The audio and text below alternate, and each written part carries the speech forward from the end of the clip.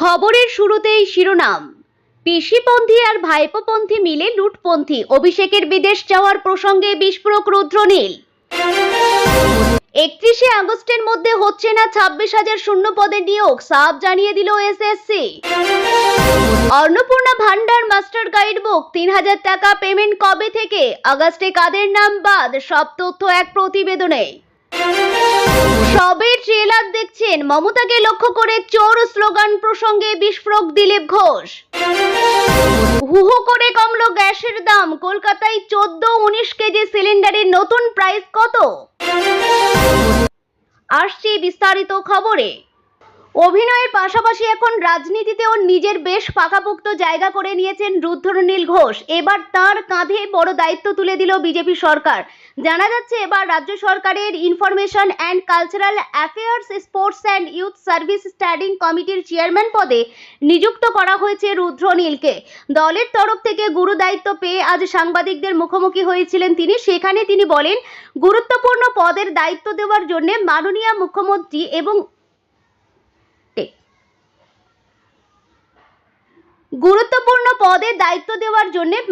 মুখ্যমন্ত্রী এবং লোকসভার স্পিকার তাদের সবাইকেই ধন্যবাদ জানান। আমাকে নিয়ে এই কমিটিতে মোট 15 জন রয়েছেন। যারা রয়েছেন তারা প্রত্যেকেই অত্যন্ত গুণী মানুষ। আগের সরকারের সময় এই কমিটিগুলি কোনো কাজ করত না। এই কমিটির কাজ গুরুত্বপূর্ণ বিষয়গুলিকে তুলে নিয়ে এসে মন্ত্রকের সাথে সেতু তৈরি করা। ফলত তথ্য এবং সংস্কৃতি বিভাগ, যেটার সাথে আমাদের আবেগ এবং পরম্পরা জড়িয়ে রয়েছে, সেই বিষয়ে গুরুত্বপূর্ণ আলোচনা হবে। প্রাক্তন রাজ্য সরকারকে তুলে ধরা করে রুদ্রনীল বলেন, আগের সরকারের পলিসি ছিল কাজ করো, অভিনয় করো, কিন্তু কাজ করো না। কাজ করার বিনিময়ে মানুষের ট্যাক্সের টাকা যা আসে তা পকেটে ভরো, নইলে লুট করো। এই বিষয়ে তো কোনো দ্বিমত নেই, কোনো রাজনৈতিক দলেরই নেই। এমনকি এখন তৃণমূলের লোকেরাও জানে তারা কি সৎ ছিল চুরি জোচ্চুরির ব্যাপারে। তাদের মধ্যে বহু বিধায়ক দলের বিরুদ্ধে বক্তব্য রেখেছেন। আগের সরকার নিজেদের কিছু সুযোগ সুবিধার জন্য এই কমিটিকে সেভাবে কাজে লাগায়নি। এদিকে অভিষেক বন্দ্যোপাধ্যায়কে অবশেষে বিদেশ যাওয়ার অনুমতি দিয়েছে সুপ্রিম কোর্ট। এই প্রসঙ্গে রুদ্রনীল ক্ষোভ প্রকাশ করে বলেছেন, কে বাইরে গেল এই নিয়ে আমি কোনো মন্তব্য করব না। বর্তমান সরকারের প্রতিনিধি হিসাবে পাহাড় প্রমাণ পরিশ্রম করতে হচ্ছে, এটাই কাজ, এটাই দায়িত্ব। ফলত কে কোথায় চোখ কান গলা দেখাতে যাবে আর যাবে না, এতে আমি আর কি বলবো? আদালত বলবে লোকে সুযোগ পাবে যাওয়ার, আদালত না বললে যাবে না। একই সাথে তার সংযোজন, উনি পালিয়ে যাচ্ছেন আর ফিরবেন না, এ কথা আমরা কেন বলবো? সারা পশ্চিমবঙ্গের মানুষ বলছে। রাজ্যে একাদশ দ্বাদশ শ্রেণীর সুপারিশপত্র পাওয়া প্রার্থী এবং নবম দশম শ্রেণীর তথ্য যাচাই সম্পূর্ণ হওয়া প্রায় 15,000 হবু শিক্ষকের নিয়োগ প্রক্রিয়া ফের এক নতুন অনিশ্চয়তার মেঘে ঢেকে গেল। ওবিসি সংরক্ষণ সংক্রান্ত জটিলতার কারণে এই পুরো প্রক্রিয়াটি আপাতত থমকে গেছে। মঙ্গলবার স্কুল সার্ভিস কমিশনের চেয়ারম্যান 2 নম্বর নারিয়ালা স্পষ্ট জানান, ওবিসি সংরক্ষণের ক্ষেত্রে 7% নাকি 17% নীতি কার্যকর হবে তা নিয়ে তৈরি হয়েছে ঘোর আইনি ধোঁয়াশা। এই মুহূর্তে অভিজ্ঞ আইনজীবীদের কাছে থেকে পরামর্শ নিচ্ছে কমিশন। আইনি পর্যালোচনার কারণে আগামী 14 আগস্ট থেকে শুরু হতে চলা একাদশ দ্বাদশের সুপারিশপত্র দেওয়া প্রক্রিয়া আপাতত স্থগিত হওয়ার প্রবল সম্ভাবনা তৈরি হয়েছে। কমিশন খুব শীঘ্রই এ বিষয়ে একটি আনুষ্ঠানিক বিজ্ঞপ্তি প্রকাশ করতে চলেছে।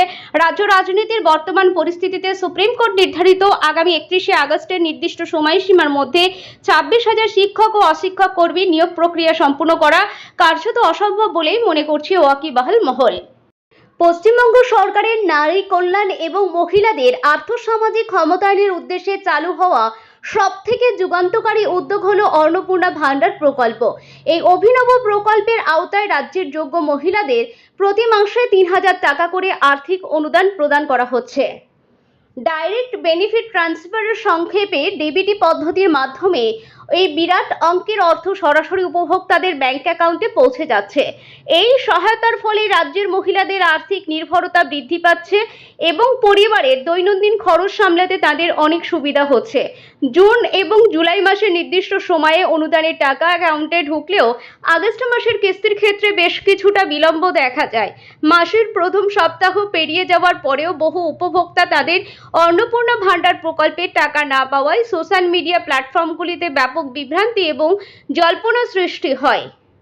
এই বিভ্রান্তি দূর করতে রাজ্যের মাননীয় মুখ্যমন্ত্রী নিজেই আসরে নামেন এবং পেমেন্ট সংক্রান্ত সমস্ত ধোঁয়াশা পরিকল্পনা পরিষ্কার করে দেন। আগস্ট মাসের অন্নপূর্ণা ভান্ডার প্রকল্পের টাকা কবে থেকে দেওয়া শুরু হবে সে বিষয়ে রাজ্যবাসীর দীর্ঘ অপেক্ষার অবসান ঘটিয়েছেন মাননীয় মুখ্যমন্ত্রী। রাজ্য সচিবালয় নবান্ন থেকে আয়োজিত একটি বিশেষ সাংবাদিক সম্মেলনে তিনি সরাসরি এই বিষয়ে গুরুত্বপূর্ণ ঘোষণা করেন। রাজ্যে পালাবদলের পর মুখ্যমন্ত্রী শুভেন্দু অধিকারীর নির্দেশে নতুন করে খোলা হয়েছে অভয়ার ফাইল। আর কি করে কর্মরত তরুণী চিকিৎসককে ধর্ষণ করে খুনের ঘটনায় নতুন করে শুরু হয়েছে তদন্ত। মুখ্যমন্ত্রী জানিয়েছেন কোনো অভিযুক্তকেই ছাড়া হবে না।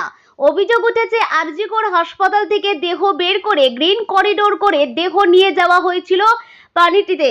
তা নিয়ে এবার মুখ খুলেছেন দিলীপ ঘোষ। সেই সঙ্গে প্রাক্তন মুখ্যমন্ত্রী মমতা বন্দ্যোপাধ্যায়কে ঘিরে চোর স্লোগান দেওয়া প্রসঙ্গেও করেছেন বিরাট মন্তব্য।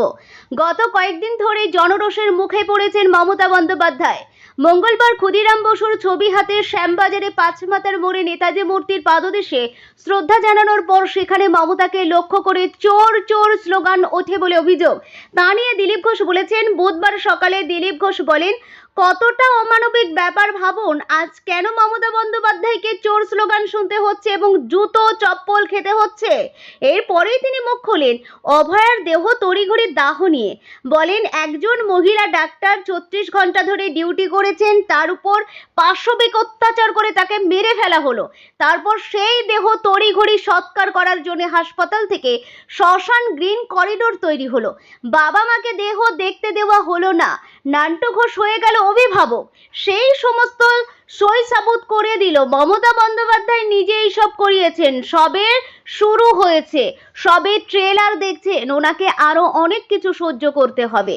তৃণমূল নেতা দেবরাজের বিপুল পরিমাণ সম্পত্তি উদ্ধার নিয়েও মুখ খুলেছেন তিনি। বলেছেন, বাঙালির যে এত টাকা এটা আগে আমরা কোনোদিন শুনিনি। বড় শিল্পপতি মারোয়ারি তারা কোটি কোটি টাকার মালিক সেটা জানতাম। বাঙালি কিছু না করে কোটি কোটি টাকার মালিক। এই চমৎকার ঘটনা মমতা বন্দ্যোপাধ্যায় ঘটিয়েছিলেন। তার দলের বেশিরভাগ নেতা এখন কোটি কোটি টাকার মালিক। কেষ্ট মণ্ডল কোনোদিন একটা পঞ্চায়েত প্রধান হননি, সেও ৬০০ কোটি টাকার মালিক। সেই জেলায় আরেকজন নেতা সম্প্রতি দেখা গেল ৩৫০ কোটির মালিক। এটা কি মমতা বন্দ্যোপাধ্যায় অস্বীকার করতে পারবেন?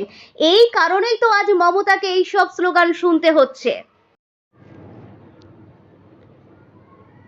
মধ্যপ্রাচ্যের যুদ্ধবিরতি হলেও এখনো অস্থিরতা রয়েছে গ্যাসের চাহিদায়।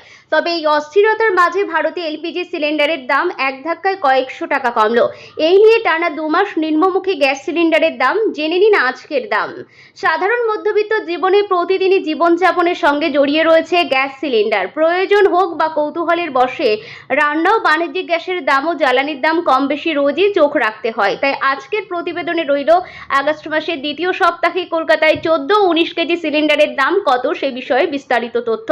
যদিও মধ্যপ্রাচ্যের যুদ্ধের ফলে ১৯ কেজি বাণিজ্যিক সিলিন্ডারের দাম ঊর্ধ্বমুখী ছিল এতদিন, সেখানে ১ জুলাই বাণিজ্যিক গ্যাস সিলিন্ডারের দাম কমেছে ১৮৩ টাকা ৫০ পয়সা। তবে আগস্ট মাস পড়তে না পড়তেই ১৯ কেজি বাণিজ্যিক সিলিন্ডারের দাম কম মূল্য ২০৯ টাকা। তাই এই এক নজরে দেখে নিন বুধবার দেশের প্রধান ৪ শহরে সিলিন্ডারের দাম কত রয়েছে। বুধবার কলকাতায় ১৪ কেজি ২০০ ঘরোয়া সিলিন্ডারের দাম ৯৬৮ টাকা। অন্যদিকে ১৯ কেজি বাণিজ্যিক সিলিন্ডারের দাম ২৮৭২ টাকা ৫০ পয়সা। অপরদিকে দিল্লিতে আজ ঘরোয়া গ্যাসের দাম ৯৪২ টাকা, বাণিজ্যিক সিলিন্ডারের দাম দাঁড়িয়েছে ২৭২৮ টাকা। মুম্বাইয়ে আজ ১৪ কেজি ২০০ সিলিন্ডারের দাম মিলছে ৯৪১ টাকা ৫০ পয়সা, আর ১৯ কেজির বাণিজ্যিক সিলিন্ডারের দাম ২৬৯১ টাকা ৫০ পয়সা। চেন্নাইয়ে আজ ঘরোয়া সিলিন্ডারের দাম ৯৫৭ টাকা ৫০ পয়সা। ৪ শহরের মধ্যে এখানেই বাণিজ্যিক গ্যাসের দাম সবচেয়ে বেশি ২৯০৬ টাকা।